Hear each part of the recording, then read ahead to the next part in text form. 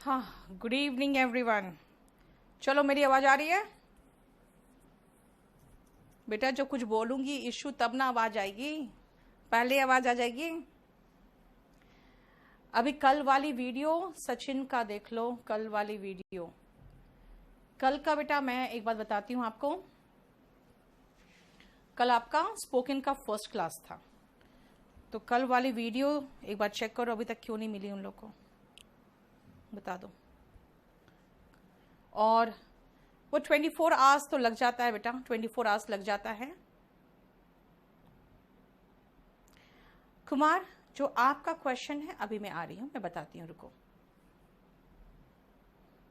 सबको अच्छे से दिख रहा है? कोई प्रॉब्लम तो नहीं है? सब ठीक है? शुभम देख लो अपना, कोई प्रॉब्लम तो नहीं? एक कुमार, आपने जो कहा है मैं बताती हूं। मैं इवनिंग में क्लास लेती हूं, मैं आते कहती हूं गुड इवनिंग एवरीवन। कुछ बहुत जो अंग्रेजी में बहुत ज़्यादा जो ट्रेडिशनल इंग्लिश बोलने वाले लोग हैं ना, उनका कहना है first meeting is always good morning. ये सब नहीं चलता अब, ठीक है? इसीलिए आप ध्यान रखना, मॉर्निंग में गुड मॉर्निंग, दोपहर में 12 बजे के बाद मिल रहे हो तो गुड आफ्टरनून, 3 बजे के बाद मिल रहे हो तो गुड इवनिंग, रात को 11 बजे भी मिल रहे हो तो भी गुड इवनिंग। लेकिन जब आप वापस जाने लगते हो तब रात में कहोगे गुड नाइट वापस में। और जैसे अभी 12 बजे मान लो अगर वापस जा रहे हो तुम, तो गुड डे बोल के जाओगे, क्योंकि मेरे पास पूरे दिन पड़ा हुआ है ना। और अगर शाम को भी 7 बजे अगर जा रहे हो तो भी गुड नाइट बोल के जाओगे, क्योंकि विदाई में ही सिर्फ गुड नाइट बोला जाता है, सिर्फ विदाई में गुड डे बोला जाता है। जब मिलते हो तो good morning, good afternoon and good evening, ठीक है? देवेंद्र का प्रॉब्लम देखिए क्या है। अब बहुत ध्यान से जो मैं समझाऊंगी कंपल्सरी इंग्लिश में, ये सुन लो अच्छे से। सी, कंपल्सरी इंग्लिश में जो यूपीएससी वाले स्टूडेंट्स होते हैं उनको एक प्रॉब्लम होता है कि सबसे पहले उनके पास नॉलेज बहुत होता है। वो इतना कुछ पढ़े रहते हैं कि उनके पास नॉलेज की कोई कमी नहीं है, और ना ही कभी उनके पास कोई ऐसा मुद्दा होता है जिस पर वो आधा घंटा डिबेट या डिस्कशन नहीं कर सके। लेकिन जैसे इंग्लिश की बात आती है वो बिल्कुल चुप हो जाते हैं, क्योंकि उनके पास वो शब्द नहीं होते हैं, वो स्ट्रक्चर नहीं होता जिससे बना सकें, क्योंकि वो सारा का सारा जितने करंट अफेयर्स भी है वो हिंदी में पढ़े होते हैं। जितना वो संविधान पढ़े हैं वो हिंदी में पढ़े हैं, इकोनॉमिक्स जितने भी पढ़े हुए हैं सब कुछ चीजें वो उन्होंने हिंदी में पढ़ रखा है। तो उसको एग्जैक्ट जो वर्ड होता है वो समझ में नहीं आता है कि उस शब्दों का इंग्लिश कैसे किया जाए। ये जो बैच है ये कंप्लीट बैच, सिर्फ ध्यान रखना, मैं उन स्टूडेंट्स के लिए लेके आई हूं जो एक लेवल के पढ़े लिखे लोग हैं, जिनको मैं कहूंगी जो एसएससी का डिस्क्रिप्टिव पेपर दे रहा हो, असिस्टेंट कमांडेंट दे रहा हो, आईएएस का कंपल्सरी इंग्लिश की बात कर रहा हो, जुडिशियरी की बात कर रहा हो, और उनको ये महसूस होता है कि भाई मेरे पास इतना नॉलेज है, मैं चाहता हूं कि डिस्कशन इंग्लिश में करूं, मैं चाहता हूं इंटरव्यू इंग्लिश में दूं, मैं ये भी चाहता हूं कि कंपल्सरी इंग्लिश जैसी छोटी सी चीज है उसमें फेल करके, यार मुझे नहीं समझ में आता है, आप लोग इतना मेहनत करते हो, इतने बड़े बड़े सब्जेक्ट्स जिसको कहते हैं पूरे जनरल स्टडीज को तैयार करते हो, ऑप्शनल तैयार करते हो, और कहाँ फेल करते हो उसमें जो कि फेल नहीं होना चाहिए, इतना थोड़ा सा चीज है वो। इंग्लिश में यही प्रॉब्लम है कि जब आप कहीं स्पोकन में क्लास में करने जाते हो तो वहां पे छोटी छोटी बात का डिस्कशन सिखाया जाता है, जो मैं स्पोकन में करा ही रही हूँ, है ना। कहेंगे कि ठीक है अपने बारे में कुछ बताओ, थोड़ा सा लव मैरिज के बारे में बता दो, थोड़ा सा आप कहीं गए हो तो रेस्टोरेंट में कैसे बात करते हैं, टेलीफोन में कैसे बात करते हैं। वो स्टूडेंट जो एक लेवल का हो चुका है, जो 20-25 साल का हो चुका है, जब वहां पर जाता है तो फील करता है यार मैं तो छोटे छोटे बच्चे जो गर्मी छुट्टी के मौसम में पहुंचते हैं उनके साथ बैठकर ग्रुप डिस्कशन कर रहा हूं और मैं क्या कर रहा हूं। वो फील करते हैं कि अपने आप का कंप्लीट वेस्टेज, इसलिए फिर वो वहां पे छोड़ के आ जाते हैं। अब मैं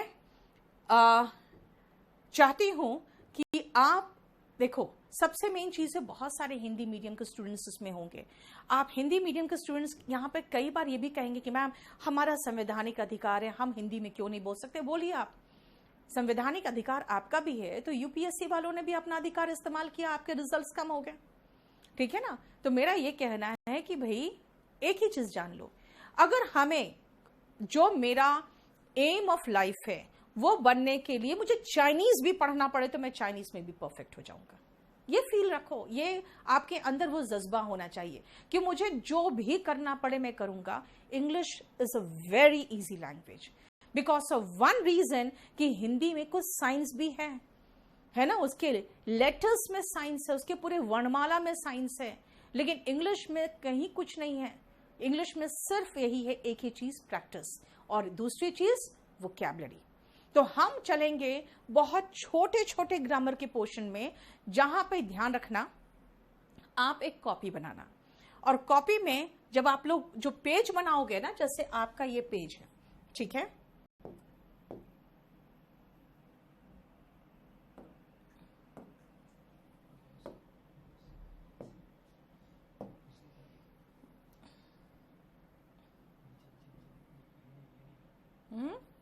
ये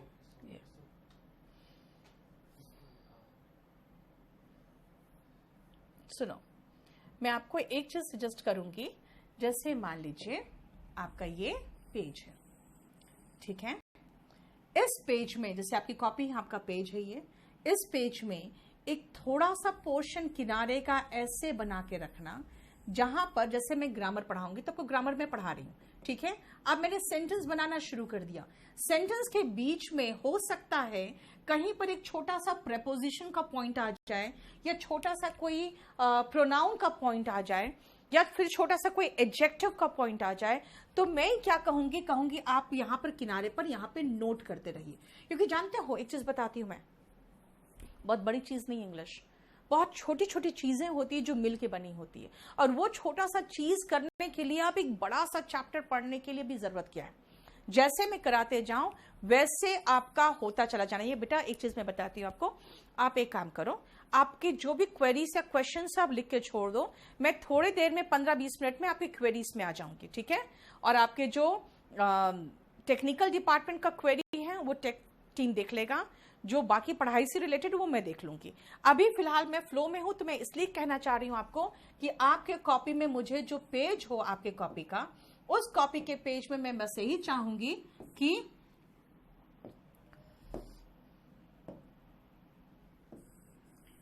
आप कम से कम एक पेज में किनारे थोड़ा सा स्पेस रखना, जहां पे मेरे जो मैं कहूं वो नोट करते जाना, बाकी आप अपना पूरा कंप्लीट ऐसे नोट्स बनाते रहोगे, ठीक है। नाउ सी, हम लोग यही सेम काम कर रहे थे यूट्यूब में भी, लेकिन वहां पे मैं इतना सीरियसली और इस लेवल के सेंटेंसेस नहीं करा सकती हूं, क्योंकि वहां पे जो क्राउड होता है वो मिक्स्ड होता है। आज से जो मेरा क्राउड होगा इस पेड बैच में, that will be only of UPSC, assistant commandant, SSC descriptive, judiciary, and all the students who want to write everything in English whatsoever, ठीक है। अब आइए, सबसे पहले मैं आपको ग्रामर पोर्शन में चलती हूं, जो ग्रामर का मैं आपको समझाना चाहूंगी। एक तो सबसे पहले ये ध्यान रखना कि इंग्लिश में जो भाषा होता है, उस भाषा को लिखने के लिए आपका जो एक स्ट्रक्चर होना चाहिए, मैं आपको आज पीडीएफ शेयर करूंगी, वो जो लिखने के लिए एक जो आपका प्रॉपर स्ट्रक्चर होता है सेंटेंस का, उस सेंटेंस का स्ट्रक्चर में पहले हम चलते हैं, उसके बाद मैं इसमें आपको लेके चलूंगी। तो इसीलिए सबसे पहले आ जाओ,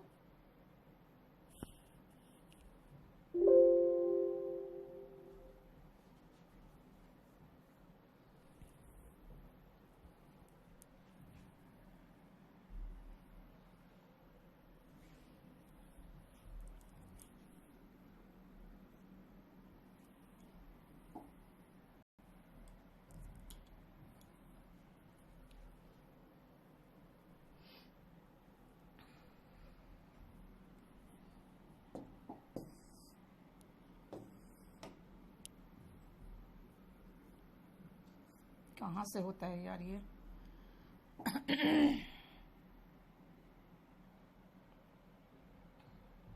इसको बंद करिए।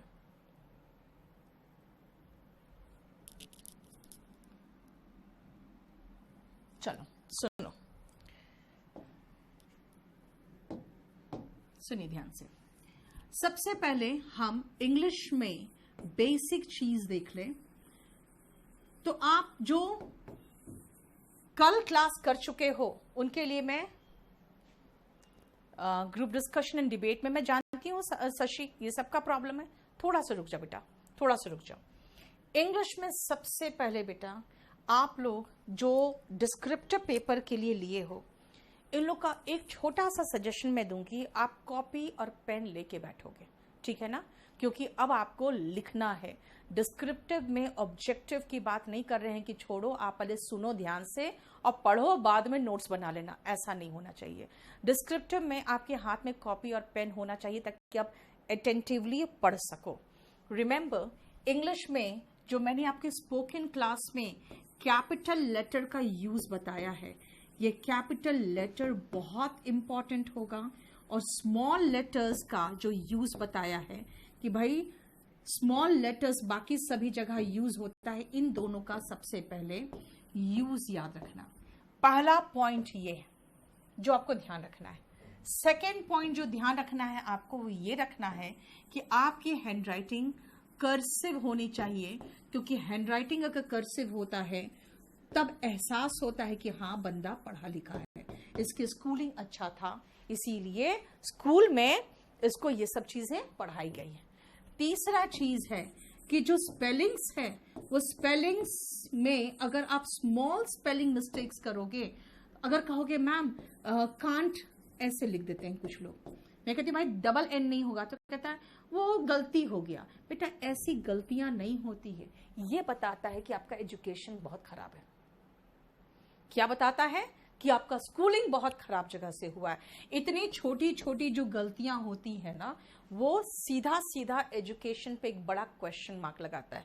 इसलिए स्पेलिंग्स ठीक है, कुछ बहुत डिफिकल्ट स्पेलिंग्स गलत हो जाते हैं बच्चों के, तो अंडरस्टैंडेबल है वो चीज है, लेकिन अगर स्मॉल स्पेलिंग्स मिस्टेक करते हो ये बिल्कुल नहीं चलेगा। इसलिए ये तीन चीजें हैं जो आपको देख कर चलना है। कल भी मैंने इस बात को बताया था आपको कि जब मैं नीतू लिखती हूं तो मेरा बाकी सारा कर्सिव है, मेरा कैपिटल लेटर किसी से कनेक्टेड नहीं होगा। द रीजन इज जो कैपिटल लेटर होता है वो कनेक्टेड नहीं होता। देखिए इसका कोई सिर या पूछ नहीं है, ठीक है ना, कोई सिर या पूछ नहीं है। लेकिन जब स्मॉल लेटर होता है तो उसका एक पूछ होता है और एक सर होता है जो आगे वाले से कनेक्टेड हो सकता है। देखो अब जब डॉट लगाना था तब मुझे उठाना पड़ा, आई जे के एल, जे में लगाना पड़ा। उसके बाद जब मैं एस टी लिखूंगी तो टी को काटने के लिए उठाना पड़ेगा। सो रिमेंबर, पंकज का देखो क्या प्रॉब्लम है, ठीक है। जब ये स्मॉल लेटर लगाते हैं तो देखो ये कर्सिव बन रहा है मेरा, और जब बिग लेटर्स लगाएंगे तो कर्सिव नहीं होता, इसीलिए देखो वो कनेक्टेड नहीं है, लेकिन बाकी सारा कनेक्टेड है। इसीलिए आज के बाद जब आप लिखो, क्योंकि आपको मैं लिखना सिखा रही हूं, तो कोशिश क्या करोगे कि हमेशा कर्सिव हैंडराइटिंग और इसका ध्यान रखोगे। जो मैंने कैपिटल लेटर कहा था, जहां जहां इस्तेमाल करना है वहां कैपिटल लेटर इस्तेमाल करना, ठीक है। बहुत सीरियसली नेक्स्ट बात सुनो, नेक्स्ट चीज, जब आप एक सेंटेंस लिखना चाहते हो तो उसमें कई शब्द होते हैं, है ना, कई शब्द होते हैं। जैसे अगर मैं कहती हूं कि मैं इंग्लिश पढ़ा सकती हूं, तो लगता है कि अच्छा मैम ने बताया क्या, मैं पढ़ा सकती हूं, यानी मैम ने अपनी एबिलिटी बताई है। इसका मतलब है सबसे पहले जो हमको देखना पड़ेगा कि सेंटेंस को समझना पड़ेगा, यानी अंडरस्टैंड, समझिए, अंडरस्टैंड द क्या, अंडरस्टैंड क्या, the meaning what you want to convey, the idea that you want to convey. तो सबसे पहले तो आइडिया और meaning of what I said उसको आपको समझना पड़ेगा। पहले आपने जैसे आइडिया समझा तो समझ में आ गया कि मैम ने अपनी एबिलिटी यानी क्षमता की बात की है, मैम ने अपनी क्षमता की बात की है। जैसे समझे अच्छा एबिलिटी की बात की है, तो फिर तीसरी बात आपको याद आना चाहिए कि हम क्षमता के लिए क्या इस्तेमाल करते हैं। तो याद रखना, जब भी आप क्षमता की बात करते हो तो डिपेंड करता है भाई प्रेजेंट की क्षमता की बात कर रहे हो कि इस क्षमता की बात कर रहे हो जो कि पास्ट की थी। फिर हम सेंटेंस वापस सोचते हैं, क्या सोचा था कि मैं पढ़ा सकती हूं, सकती हूं मतलब प्रेजेंट की बात कर रही है मैम। जैसे प्रेजेंट की क्षमता की बात समझ में आया, समझ जाओ मैं कैन लगाऊंगी, ठीक है। इसका मतलब जब आप प्रेजेंट की क्षमता की बात करते हो तो आप कैन का इस्तेमाल करते हो, ठीक है। इतना आपको पता होना चाहिए। देवेंद्र, मैं आपका जो प्रॉब्लम है वो मैं रुको कन्वे कर रही हूं, रुको, ठीक है। अभी रुको बेटा, पंक्चुएशन तो खैर बहुत आगे की बात है, अभी थोड़ा सा रुक जाओ, अभी पहला क्लास है। जैसे क्षमता की बात करते हैं, मैं पढ़ा सकती हूं मैम ने कहा है, इसका मतलब प्रेजेंट की क्षमता है। याद रखना, हम प्रेजेंट की क्षमता के लिए कैन लगाते हैं और पास्ट की क्षमता के लिए कुड लगाते हैं। इसके बहुत सारे यूजेस हैं, लेकिन हम सिर्फ, मैंने क्या कहा, थोड़ा सा ग्रामर, ढेर सारा प्रैक्टिस, ताकि वोकैब आपके पास सारा आ सके, ठीक है ना। अब आओ ध्यान से सुनो, जब प्रेजेंट की क्षमता की बात कर रहे हैं तो कैन है।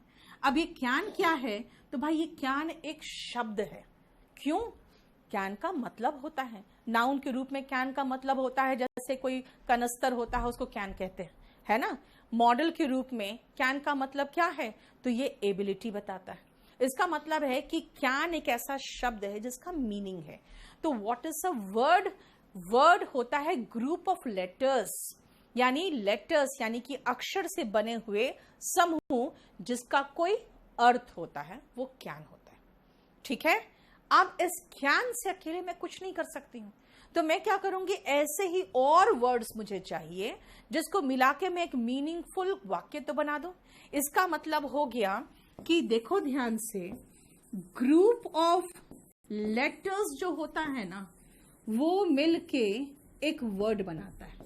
और कैसा होना चाहिए वो, भाई ऐसा कुछ नहीं, जिसका मीनिंग हो वो होना चाहिए।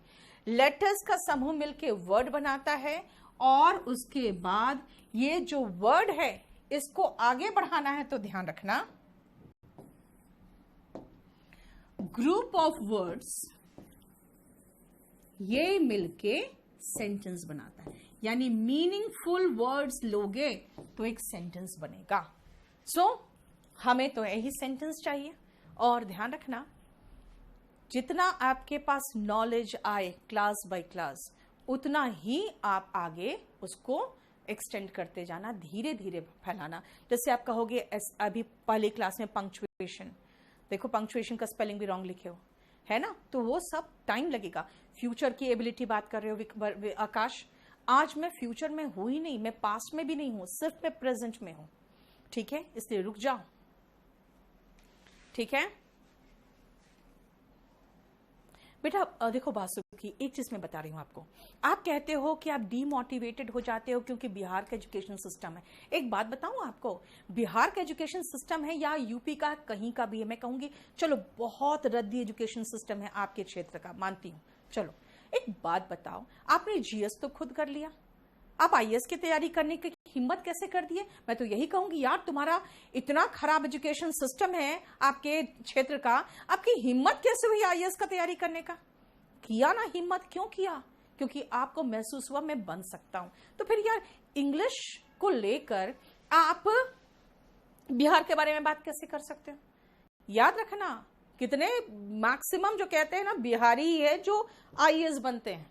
इसलिए मैं बताती हूं कि आप अपने एजुकेशन सिस्टम को दोष दे रहे हो इंग्लिश के लिए। मैं तो कहूंगी भाई एजुकेशन सिस्टम इतना खराब है तो आपको तो हिम्मत ही नहीं करना चाहिए आईएएस बनने का। आपने किया ना, लेकिन क्यों किया आपने? इसलिए किया है क्योंकि आपको लगता है यार मेरे क्षेत्र से इतने आईएएस बनते, मैं क्यों नहीं बन सकता।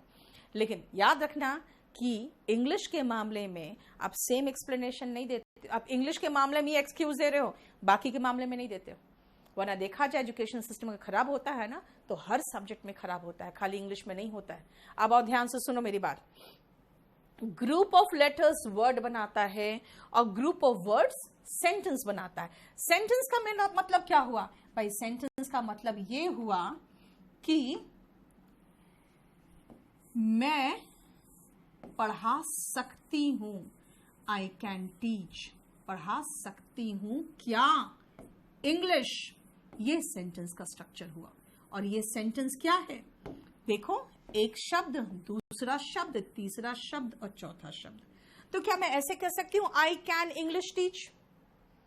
मैं इंग्लिश पढ़ा सकती हूं। हिंदी में होता है मैं इंग्लिश, आई इंग्लिश पढ़ा टीच सकती हूं, can. I English teach can. बोलोगे नहीं, ये तो क्या बोल दिया आपने। क्यों? क्योंकि वो जो लेटर्स होते हैं वो मिलके शब्द तो बन गया, लेकिन शब्द को एक प्रॉपर ऑर्डर में अरेंज करना पड़ता है। सबसे पहले जो व्यक्ति काम कर रहा है, यानी ये पढ़ाने वाला जो करता है, वो सबसे आगे आएगा। और ऐसे स्ट्रक्चर को हम एक्टिव वॉइस बोलते हैं। एक्टिव वॉइस का मतलब होता है करने वाला, जो व्यक्ति काम कर रहा है वो सबसे आगे बैठा हुआ है। उसके बाद कैन का इस्तेमाल हो रहा है। मतलब इसका मतलब है भाई कि अगर आप टीच यानी कि मेन वर्ब लगाना चाहते हो तो मेन वर्ब का मतलब होता है मुख्य क्रिया। जो मुख्य क्रिया है,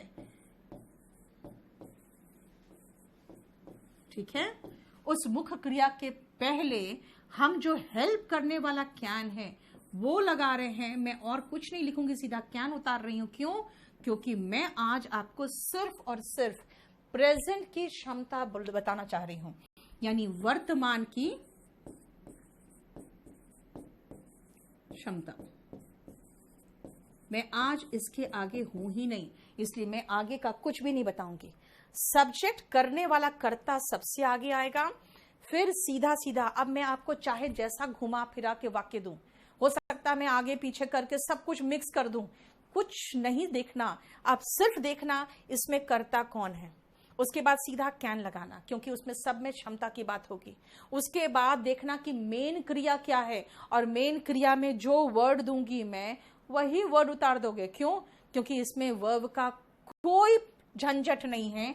जो भी मेन वर्ब होगा ना, जो उसका शुद्ध रूप होगा उसको बेस फॉर्म कहते हैं। उसी शुद्ध रूप को उतार देना बस, ठीक है। और मेन वर्ब के बाद जो सवाल उठता है, मैं पढ़ा सकती हूं क्या? मैं पढ़ा सकती हूं किसको? ये जो जवाब आता है ना, वही ऑब्जेक्ट होता है।